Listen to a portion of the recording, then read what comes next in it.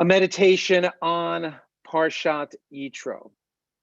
This week, we read about the revelation at Mount Sinai and the giving of the Torah, and in particular, the 10 Commandments, called in our tradition Aseret HaDibrot, the 10 sayings. Number one is, I'm the Lord your God who brought you out of Egypt. This, of course, is not a commandment, but a statement. But one phrase in particular struck me as I reread this portion. The Torah states, all the people answered as one, saying, all that the Lord has spoken, we will do. V'ya'anu chol ha'am yachdav. Really? Everyone was in agreement? There were no naysayers? There were none who said it's all smoke and mirrors? There was no one who questioned Moses' leadership and said, can you believe how old this guy is? Who does he think he is? Not one person trafficked in conspiracy theories. No one said this wilderness will be the death of us. The entire people were in agreement and spoke with one voice. According to the tradition, there were 600,000 gathered around Mount Sinai, including men, women, and children. The number was probably closer to 2 million people. In such a vast gathering, it's hard to imagine such oneness and unity.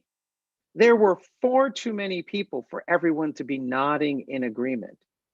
Then again, the Torah would have us believe that the majesty and power of the moment filled even the most disbelieving among us with a sense of yirah, fear, and awe. The Torah again reports, we answered as one. I admit, perhaps I am reading too much of contemporary experience into the Torah's words. Perhaps because unity seems so maddeningly elusive in our own day and in our own place, that I see discord even where there was none. Still, I am left wondering. And I think about the times when I have been among such large crowds. In Michigan's Big House, for example, when it is filled with 100,000 people screaming and rooting for the Wolverines, there are still those who are there cheering for the opposing team.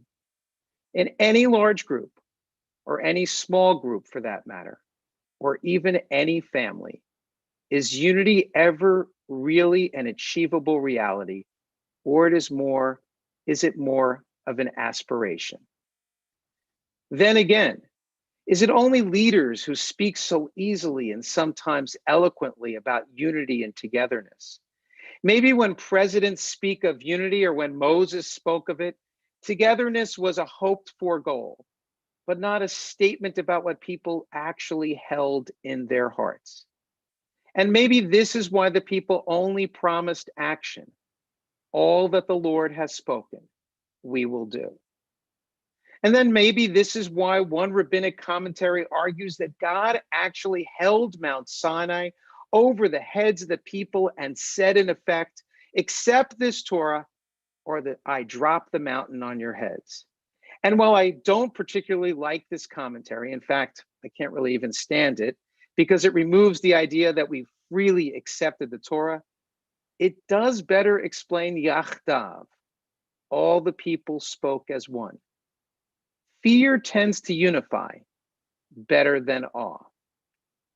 And we have come to discover fear can unify for good and often for bad. Looking up in terror at that mountain, the people said as one, all that the Lord has spoken, we will do. Still, there's always going to be the guy who is lost in his or her thoughts, who is daydreaming and not looking up, even when God is up there looking down. So I am back to where I began. Unity is a hope. Can it ever become a reality? I would certainly like to believe so. And perhaps the message of this week's phrase is that unity has eluded us from the beginning of time. The tradition seems to recognize this. It ascribes a blessing for when we see 600,000 Jews gathered in one place. And while this will most likely never be something that any of us will ever experience, And such an occasion would be miraculous because of its unimaginable magnitude. The tradition counsels us to have a blessing at the ready. And we say, Baruch atah Adonai Eloheinu melech ha'olam, hacham harazim. Blessed are you, Adonai our God, ruler of the universe, knower of secrets. Hacham harazim. Knower of secrets, or better to say, wise one who knows secrets. And one might have expected something far different. We might have expected the blessing to say, blessed are you, God, for bringing so many of your Jewish people together in one place and in one time. And instead, the tradition counsels us to talk about secrets. And what are these secrets? What are the secrets that the tradition and the rabbis who authored this blessing talking about? They are none other than the secrets people hold in their hearts. Each and every person carries secrets. And we may speak of responding to God with one voice, but out there in that mass of unity are singular doubts and worries, known only to the solitary individual and to God. There is never unity in people's hearts. There never can be. And perhaps there never should be. Those secrets are the doubts and worries, questions and disagreements that seem to undermine unity, but are part and parcel to every and any gathering of people. There is only unity of direction. Either we march forward or we move backward.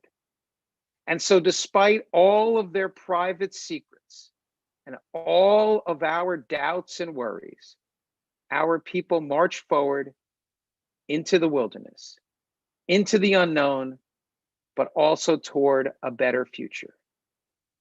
May we likewise find such courage and such unity of direction.